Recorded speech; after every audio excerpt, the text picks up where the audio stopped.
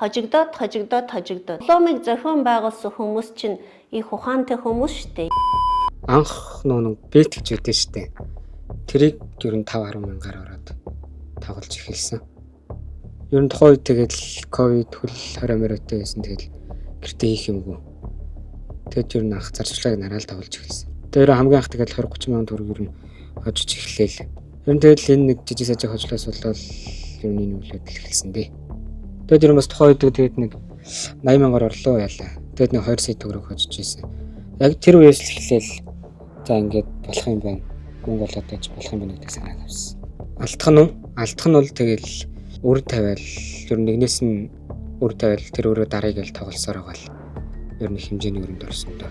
За мөрөдөө тоглоомын асуудал юу нь ямар байдаг гэхээр нь одоо мөрөдөө тоглоом тоглолоо гэхээр эхлээд бол заавал хожлоо амссан.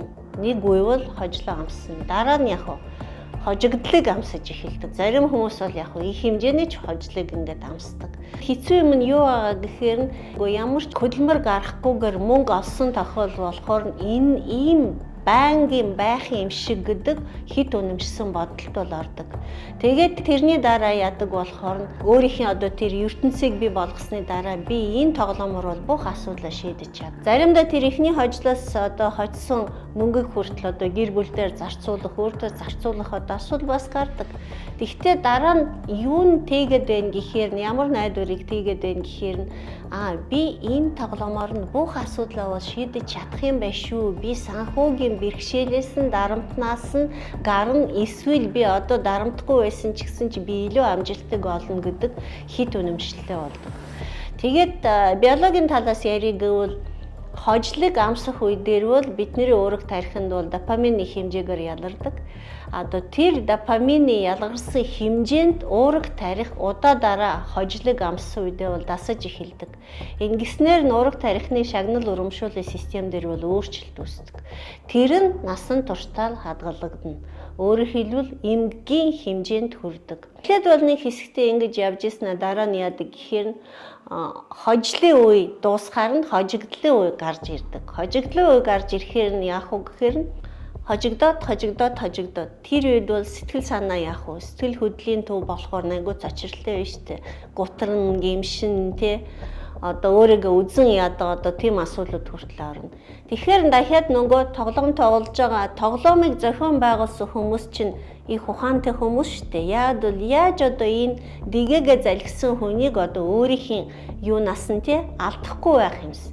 Тийм учраас энийг банк ингээд хожигдолтой явуулахаар нь заавал нэг хожлыг амсах хэрэгтэй. Тэгээд дахиад нэг хожлыг амсна. Яг одоо нэг юм графикаар яриг гэвэл нэг иймэрхүү яваад дараа нь буугаал ингээл. За тэгэхээр яагаад бол одоо тэр тухайн үед нөгөө хожлыг амсуулсан гэхээр тухайн хүн юу гэж боддог? Миний нөгөө бүх ур чадвар бол сэргээд ирлээ. Би одоо энэ цааш тавал хожигдохгүй байх магадлал бол өндөр. Дахиад өөртөө хурамч итгэл үнэмшлэг болоод тэрүүнд итгэхэд явдаг.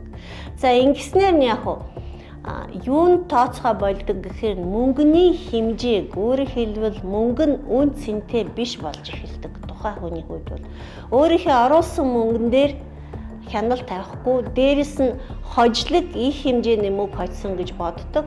Тийм маягаар бол яг тухайн хүний өр бол нэмэгдээд яваад байна.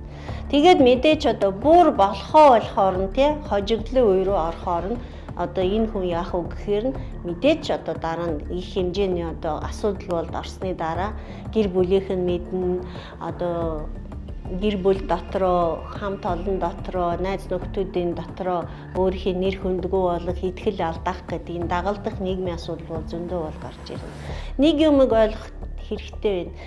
Дофаминыг зохиомлоор ямар нэг хэмжээгээр илүү гаргуулснаар нь энэ бүх донтол дээр адилхан бид нар одоо уурах тарих нь бол тэр байдлаа дасны дараа ийм донтох эмгэг үүсгэхэд бол хүргэдэг шүү гэдэг нь хэлхэн зүйтэй болов гэж бодож байна. За тэгээ банкын сэтгэл түгшил, банк одоо сэтгэл готрол дээрээс нь голдуу бол мөрөдөө тоглоно гэдэг чинь одоо мөрөцөх одоо ийм донгийн үед бол голдуу бол энэ үйлэг бас шүүн хийдэг учраас бас нойр гүдлийн асуудал гарна. Энийн үндсэн дээр сэтгэл түгшил, сэтгэл готрол одоо нойр гүдэл гэдэг бол том хэмжээний сэтгэл инфекцийн эмгүүд бас дахиад гарч болно. Хавсарсан маягаар солиорлол орох ч юм уу тий. Эсвэл одоо яг хий үзэгдэл харах ч юм уу, эсвэл одоо хий үзэгдэл сонсох ч юм уу гэдэг ийм асуудал бас гарч болно.